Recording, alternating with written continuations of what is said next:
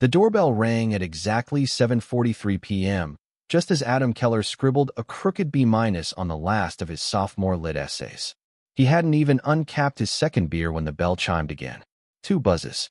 No one ever did 2 buzzes unless they were selling something or bracing to ruin your life. His wife Monica was in the kitchen, slicing bell peppers with the same methodical rhythm she used for everything. Measured, deliberate, just this side of obsessive. Adam crossed the hall, his red grading pen still in hand. He opened the door. The kid on the porch looked about 18, tall and rail-thin, with dark curls and a nervous twitch to his jaw. His clothes were too clean, like someone told him to dress respectable. "You Mr. Keller?" the kid asked. His voice cracked on the Mr., like he was forcing himself to be formal. "That's me." The boy nodded. "I'm Eli Brenner. I think I'm your son." Adam stood there, knuckles white on the doorknob, eyes locked on the kid's face. Somewhere under that nervous energy and teenage uncertainty, there was a flicker of recognition. Jessica Brenner, a summer flame from his college days. The kind of relationship you don't put in a photo album but can't forget either. Before he could answer, Monica appeared behind him. "Who is it?" Adam didn't turn. "He says he's my son."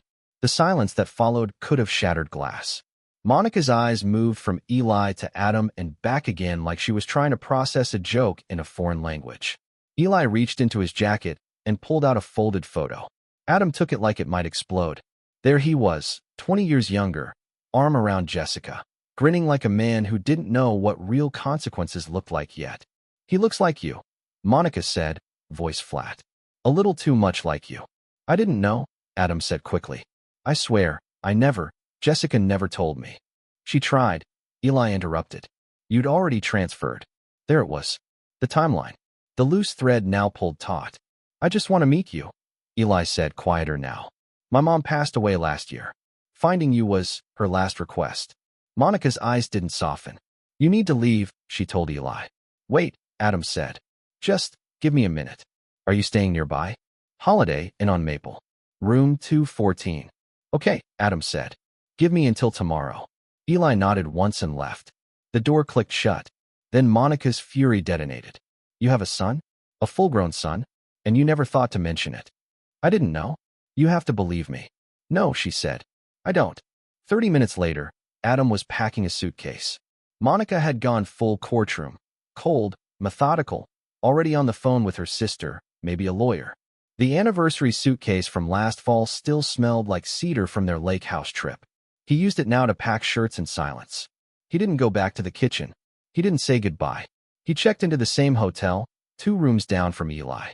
That night, he sat in a beige room with 2 queen beds, flipping channels on mute, wondering how quickly a life could tilt off its axis without making a sound. Then his phone buzzed. A message from Monica. "Please don't come back." Adam stared at it like it was written in code. Then he turned off the lamp, sat in the dark, and whispered to no one, "What now?" Adam lies awake in a hotel room, a stranger to his own life, unaware that this surprise son is only the first crack. What he doesn't know? The earthquake's still coming. Adam stood outside room 214 the next morning, holding a to-go coffee in one hand and second-guessing everything in the other. He'd hardly slept. The walls in his hotel room were thin enough to hear his neighbors snoring and the mechanical hum of the ice machine down the hall. The kind of night that doesn't end so much as blur into morning. He knocked once. Eli opened the door almost immediately, like he'd been waiting. "Morning," Adam said, lifting the coffee. "Hope you take it black." Eli stepped aside, letting him in. The room was standard-issue hotel bland. Beige everything. A flat screen stuck on a local news channel no one was watching. A duffel bag lay half unzipped on the bed. The air smelled like shampoo and the lingering anxiety of someone who'd just flipped a family upside down. "I didn't mean to cause trouble," Eli said, sitting on the edge of the bed. "I almost turned around yesterday." Adam sat in the only chair. "You didn't cause trouble. Trouble showed up the minute I opened the door and didn't deny you." There was a silence that was less awkward and more heavy, like they were both afraid of saying the wrong thing and ending something that had only just begun. "So, your mom," Adam started. "Jessica," Eli said softly. "She was great. She never badmouthed you. Just said it didn't work out. You transferred. She found out she was pregnant after you left." Adam nodded. "And she never." Tried to reach out? She said she did. Letter. Email. Called your school, even. But nothing came back. She figured you'd moved on. He had. That's the part that stung. Moved on so efficiently he never even checked for echoes. Can I ask why now? Adam said. After all this time?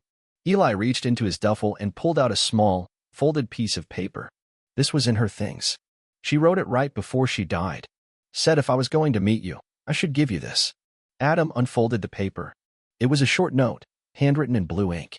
A few lines about fate, second chances, and a closing line that read, he wasn't perfect, but he was kind. If he's still that man, he deserves to know you. Adam blinked hard, cleared his throat. She always was the better writer. They both chuckled, tension cracking just slightly. Then came the knock on the door. Eli looked confused. I didn't order anything. Adam stood and opened it. Monica. She looked like she hadn't slept either. Her hair was pulled back in a no-nonsense ponytail, her expression unreadable. I saw your car, she said. Figured I'd find you here. Eli stood up quickly. I can give you 2 privacy, Al. No, Monica said sharply. Stay. She looked at Adam, then at Eli. Her jaw clenched. I thought I'd come scream. Thought I'd yell, break something. But instead, I'm just tired. I'm trying to decide whether I'm furious or just done. Adam opened his mouth, but Monica raised a hand. I don't need explanations. I need truth. I need to know, are you in this, Adam? With him? Are you going to be a father now to a grown man while your marriage turns to ash? Adam looked at Eli, at Monica, at the cracked pieces of a life that had shattered in 24 hours. I don't know what I am yet, he said finally, but I'm not going to pretend he doesn't exist. Monica looked at Eli again, eyes narrowing, as if trying to see if he was worth it. Then she turned and walked away without another word. The door clicked shut. Adam turned back to Eli. So, welcome to the family. Eli grinned awkwardly. I come bearing a lot of baggage. Adam sighed. Kid, join the club. As Monica drives away, her phone lights up with a new text from an unknown number. You always said secrets were safer in silence. But some are about to start speaking. Monica didn't cry on the drive home. Not even when the stoplight glowed red for what felt like an eternity and the silence inside her car pulsed louder than the traffic. Instead, she gripped the wheel like it was the last piece of her life she still controlled. The text had come 5 minutes after she left the hotel. Just 6 words. He wasn't the only one lying. No sender. No name. Just enough venom to make her stomach flip. She parked in the driveway and sat for a moment, trying to decide if it was a prank or a threat. The porch light flickered twice, same as it had the night Adam proposed. That detail used to be sweet. Now it just felt like faulty wiring. Inside, the house felt smaller, like the air had been rearranged in her absence. She sat at the kitchen counter and opened her laptop. The message was waiting in her inbox too, this time with a subject line, Ask Adam about 2015. Her heart tapped against her ribs. 2015? What happened in 2015? They'd gone to Italy that summer. Lake Como. She remembered a restaurant with white linen and olives that tasted like seawater. But something else had happened that year, something just beyond reach. She clicked the message. Nothing but a photo. Low resolution. Blurry, but recognizable. Adam. At a bar. Hand on a woman's lower back. Not Jessica. Not Monica. Someone else. She zoomed in. The woman's face was mostly hidden, but there was something familiar about the setting. Then she remembered, this wasn't Italy. This was back home. A dive bar downtown. One Adam used to frequent during his late nights grading. Monica's hands tightened on the laptop. She was about to call him, confront him, demand answers, when the screen blinked again. New message. This one had no photo. Just a line. You think Eli was the only one? Her breath caught. Was this someone's sick game? A scam? A lie? Or was she the last person in her own marriage to realize just how far down the rabbit hole really went? Across town, Adam and Eli sat at a diner booth over greasy eggs and bitter coffee. The awkwardness of their connection had softened into something less tense. Not comfortable, exactly, but honest. I used to think about this moment, Eli said. Not the way it happened, but something like it. You walking in, seeing me, realizing. Not how I imagined meeting my kid either, Adam replied. Most fathers get a warning. A few months. Ultrasound pictures. You? You showed up with a hotel room and adult taxes. Eli grinned. Yeah, sorry about that. They ate in silence for a while. Then Eli asked, Why'd you stay with Monica? Adam blinked. What do you mean? I mean, you don't seem happy. And well, she doesn't either. Adam looked down at his coffee. That's not a question with a clean answer. Still want to hear it? Adam considered lying. But the kid had already blown up his life once. What more was there to lose? There was a time, he said slowly, when Monica and I were magic. Not movie magic. Real magic. The kind that comes from surviving together. We lost a baby once. She changed after that. So did I. But we stayed. Because leaving felt worse than the silence. Eli nodded. That's heavy. That's marriage, Adam said. Sometimes it's weight. Sometimes it's wings. His phone buzzed. He looked down. A message from Monica, who's the woman from 2015. Adam's stomach dropped. What's wrong? Eli asked. Adam stared at the screen. The past, he muttered. Just found a way to catch up. Monica closes her laptop, heart pounding. Another message pings. Meet me. Tonight. If you want the full truth. Attached is a location, an abandoned bookstore downtown. 10 p.m. The bookstore had been closed for years. Monica remembered walking past it a dozen times when she used to work downtown, always thinking it was the kind of place you planned to visit but never did. The letters on the faded sign above the entrance now read like a riddle. Emerson's used BOKS. She parked half a block away and checked her phone. 9:52 p.m. The message had been brief. Come alone. Don't tell Adam. And yet here she was, coat drawn tight, heels clacking softly against cracked pavement. A ridiculous part of her hoped this was just a joke, some elaborate, awful prank. But another part, the quieter, more dangerous part, wanted it to be real. Because real meant answers. And answers meant control. The door wasn't locked. It creaked open with theatrical timing. The air inside was thick with dust and the faint scent of old glue. Most of the shelves were empty, but a few still held battered hardcovers like forgotten soldiers. She stepped inside. A figure stood in the back near the philosophy section, backlit by a desk lamp perched atop a milk crate. Not a man. A woman. Mid-30s, maybe early 40s. Dark hair pulled into a loose bun. No makeup. Just confidence.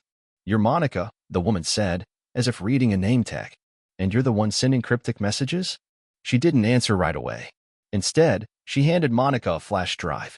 Everything you think you know about your husband. You should unthink. Monica didn't take it. Who are you? The woman tilted her head. The same thing you are now, a woman who realized too late who she married. A silence stretched. Monica stared at her. Adam never cheated on me. Not until this. And that's not even cheating. It's genetics. The woman laughed. It wasn't cruel. Just tired. He didn't cheat with me. But I know the woman in the 2015 photo. Monica's pulse quickened. Then tell me. She worked with him. Briefly. Summer program. Her name was Sabrina Moore. He called her bright, complicated, too young to take seriously. But he took her seriously enough to visit her apartment 3 nights a week. You're lying. I'd want to believe that too, the woman said. But I was there. Not during, but after. I'm Sabrina's sister. Monica blinked. Sabrina never told me about a sister. You didn't know her, the woman said sharply. You knew the version Adam let you know. She died in 2017. Car crash. I found her journal afterward. And the photos. And the emails. Monica reached for the flash drive. Read it when you're alone, the woman said. I'm not here to ruin your life. That's already been done. Why now? Because you deserve the truth. And because I know what it's like to live with someone who's better at pretending than they are at loving. The woman turned to go. Wait, Monica said. Why not come forward before? I did. I tried. Sabrina wrote him a letter before she died. Never got a reply. Maybe he never opened it. Maybe he didn't care. The woman paused at the door. Whatever you decide to do with this, just remember, secrets have gravity. They pull everything toward them. Then she was gone. Monica stood in the silence of the bookstore, flash drive in hand, the air colder now. Or maybe it was just her. Back at the hotel, Adam was pacing. Eli sat on the edge of the bed, half watching some action movie and pretending not to notice. Adam's phone buzzed again. Monica. Just one word. Why? He stared at it, debating what to say, how much to admit. 2015. Sabrina. He hadn't thought of her in years, had boxed it up, labeled it mistake, and shoved it in the back of his mind. A summer thing, he told himself. A blip. A selfish deviation he thought he buried well. Apparently not well enough. You okay? Eli asked. Adam gave a short, humorless laugh. That's the question of the hour. She found something out? He nodded. Looks like my past finally caught up. Or maybe it never left. You gonna tell her the truth? Adam sat down across from his son. Let me ask you something. When you found out your mom lied about who I was for 18 years, what did you feel first? Eli didn't hesitate. Hurt. Then angry. But mostly betrayed. Adam exhaled. Yeah, that's about right. There was a long pause before Eli spoke again. It's not the truth that ruins people. It's when they think they were the last to know it. Adam nodded slowly. Monica didn't sleep that night. She poured a glass of wine, sat on the couch, and plugged the flash drive into her laptop. A folder opened, titled simply, Things He Forgot to Delete.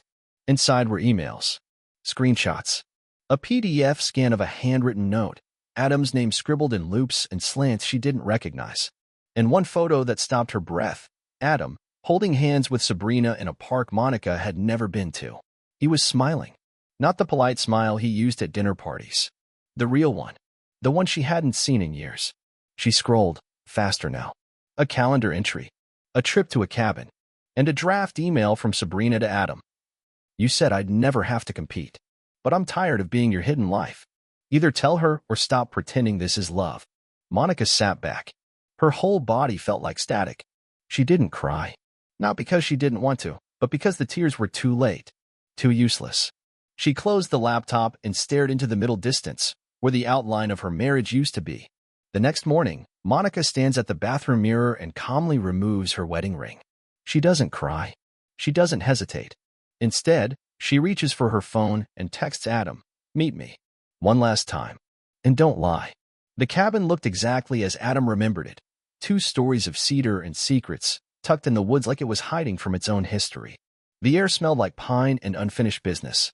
A single car sat in the gravel drive Monica's. He parked next to her and sat in the silence for a moment, hands gripping the wheel. The last time they'd been here was their 10th anniversary.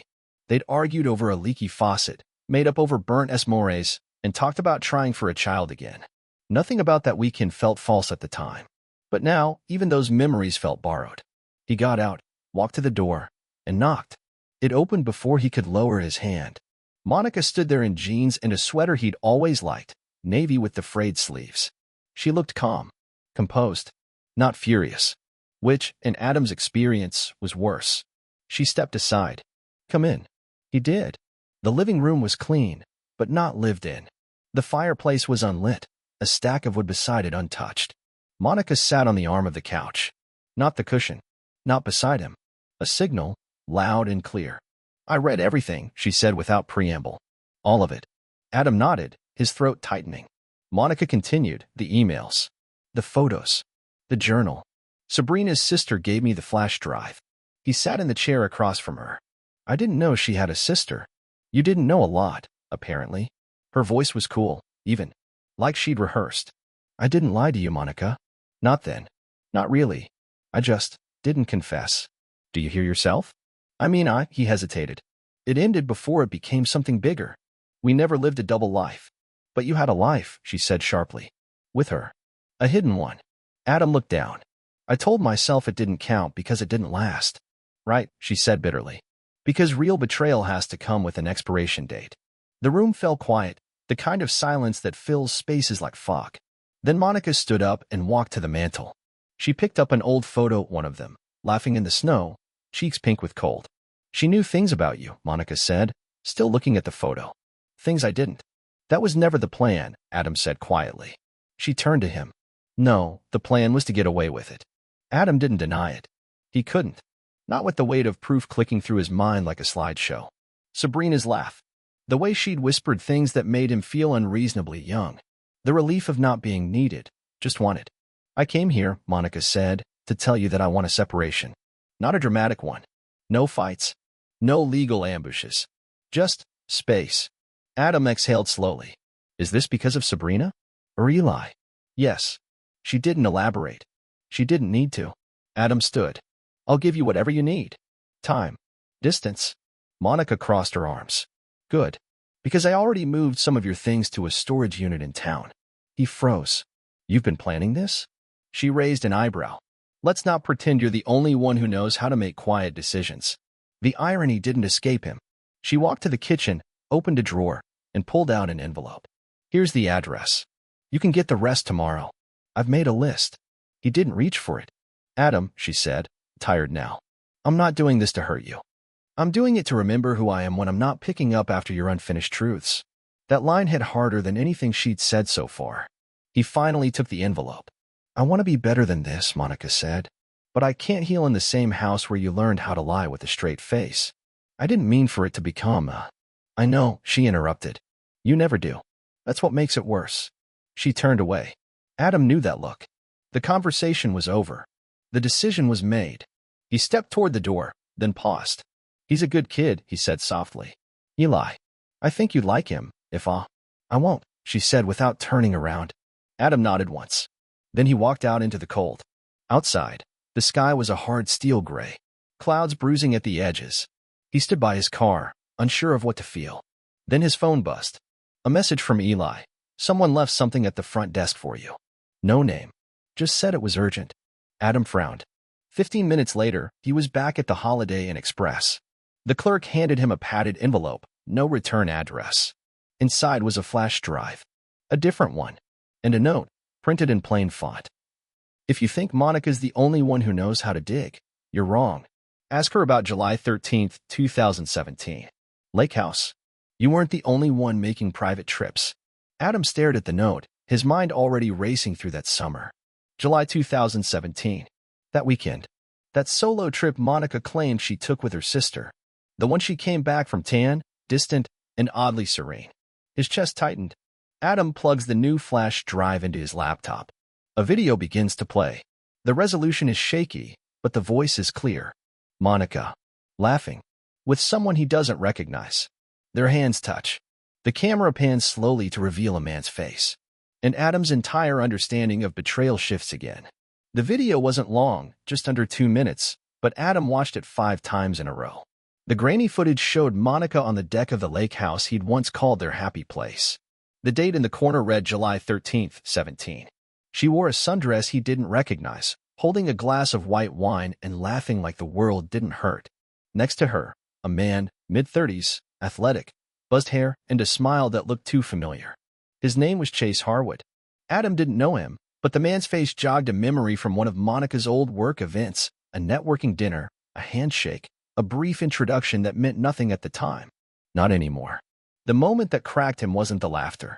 It was the touch, small, but intimate. Chase placed a hand on Monica's back. She didn't flinch. She leaned into it. The 5th time Adam watched, he muted the sound. The silence made the betrayal louder. He shut the laptop and stared at the dark screen, his own reflection split down the middle by a fingerprint smear.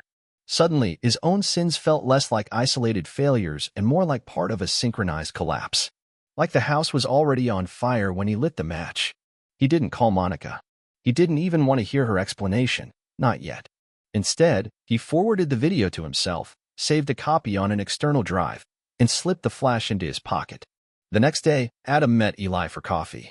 The diner was nearly empty, save for a group of retirees playing dominoes in the corner and a waitress who clearly resented mornings.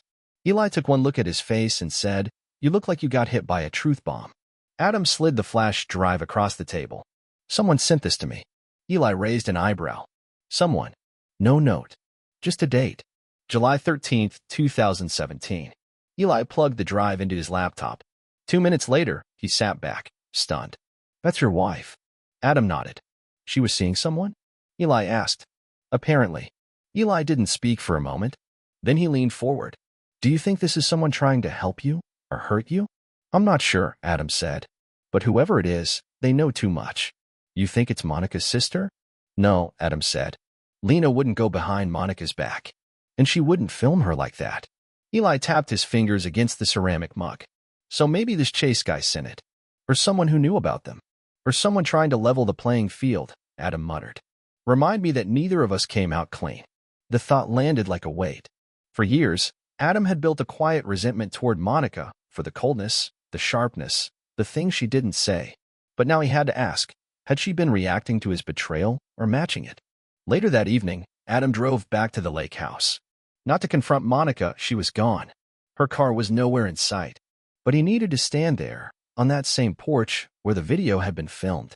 He needed to face the ghost of that moment. The deck was unchanged. Weathered wood, old chairs, the smell of pine sap.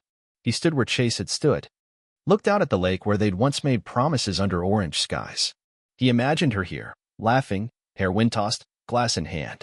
He thought of all the moments he'd missed, all the silences he'd ignored. Maybe, just maybe, the cracks in their marriage hadn't started with him.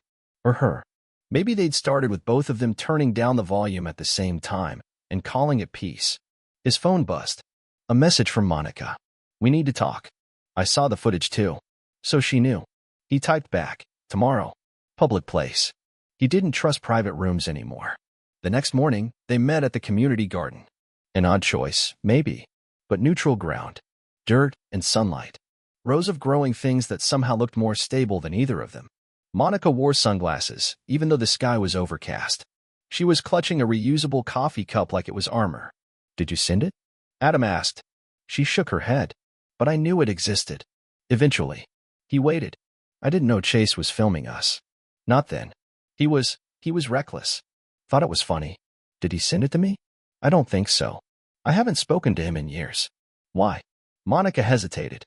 "Because it wasn't love. It was revenge. For what you did with Sabrina." "I didn't know at first. But when I found out, I snapped."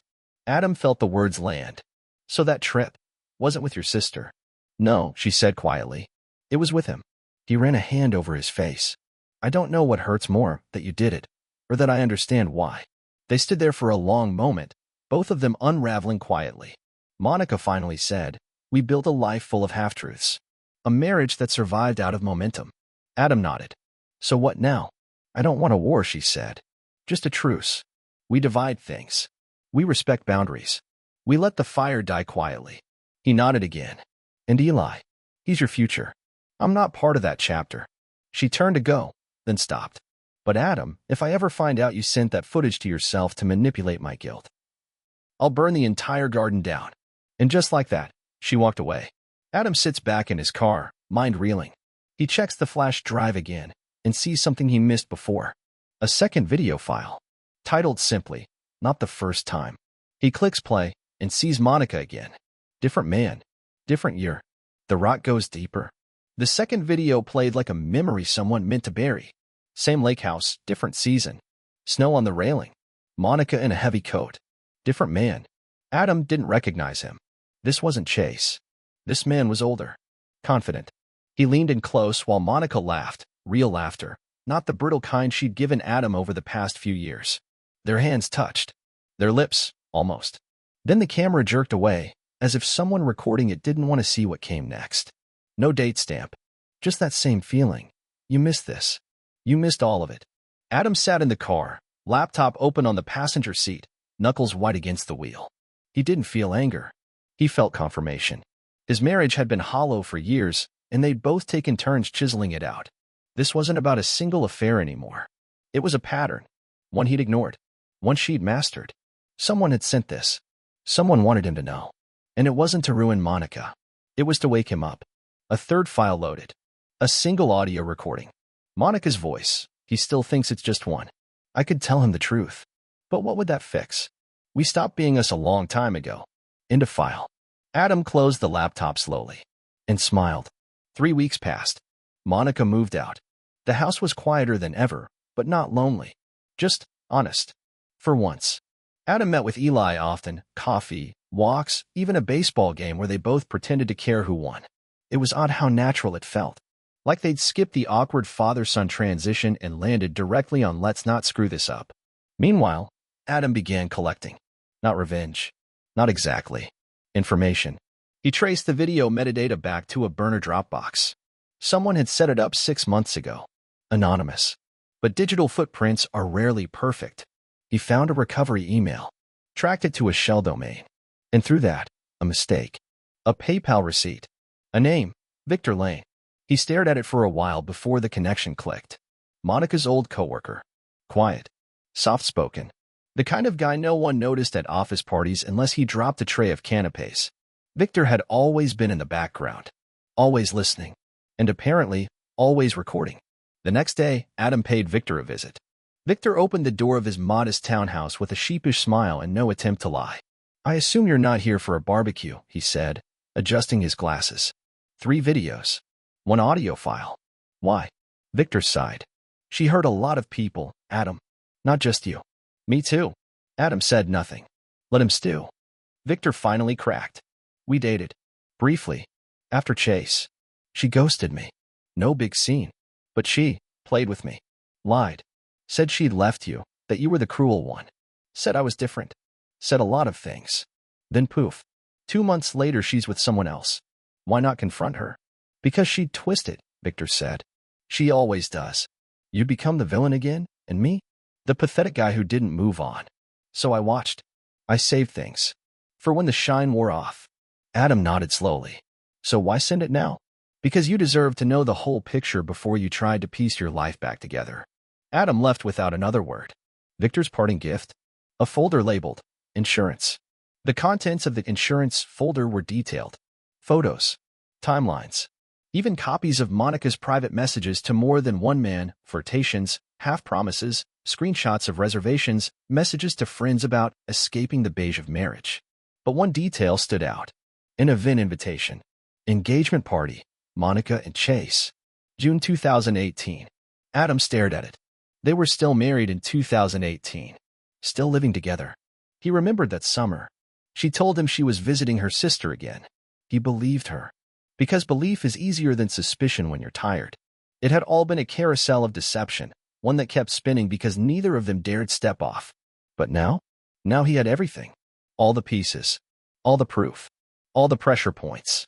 And Adam had never raised his voice once. That, he realized, was his greatest weapon. Silence. So he planned something of his own. He sent out one invitation. Not to Monica. Not to Eli. Just to everyone else. A gathering. A quiet dinner party at the lake house. One night only. No theme. No explanation. Just a title on the invite. Closure. The night arrived with no fanfare. Just 9 guests. Handpicked. Chase. Victor. Monica's sister. A few of the men from the messages. A couple of mutual friends who had witnessed the unraveling but never asked questions. And Monica. She walked in wearing a polite smile and suspicion in her eyes. What is this? She asked Adam quietly. He offered her a glass of wine. A story, he said. Told properly. She looked around. The faces weren't random. The tension was unmistakable. Adam stood at the head of the long wooden table. Thank you all for coming. I know some of you don't know each other, but I believe you've all met the same woman. A few glances. A few stifled exhales. I won't take long, Adam continued. This isn't about revenge. It's about clarity. Some of you believed you were the only one. You weren't. Some of you thought she was free. She wasn't. And some of you thought I didn't know. I do. He nodded toward a TV he'd mounted above the fireplace. Let's begin. He pressed play. Not the videos. Not the audio. Just a slideshow. Dates. Screenshots. Laughter frozen mid-lie. Monica didn't move. Didn't flinch. She stared straight ahead, wine untouched. When it ended, Adam turned back to the room. This story's been half told for years. I figured it deserved a proper ending. He smiled, but it didn't reach his eyes. Now you all know. I'm no longer a placeholder. I'm no longer angry. And I'm no longer married. He reached into his pocket. Produced the folded divorce papers. Signed. He walked them to Monica, laid them gently in front of her like a gift. Thank you, he said, for teaching me what silence can do. She didn't speak. Didn't cry. Just looked smaller than she'd ever seemed. The party ended quietly. No shouting. No applause. Just the gentle click of decisions locking into place. Adam stood on the porch as the cars drove away. The lake behind him still. No wind. Just breath. Eli joined him, coffee in hand. That was bold, Eli said. It was honest, Adam replied. Eli looked at him. You feel better? Adam smiled. Just a little. I feel done. They stood in silence for a moment. Then Eli said, So, what now? Adam sipped his coffee. Now? We live. Carefully. And loudly enough that no one mistakes our quiet for weakness ever again.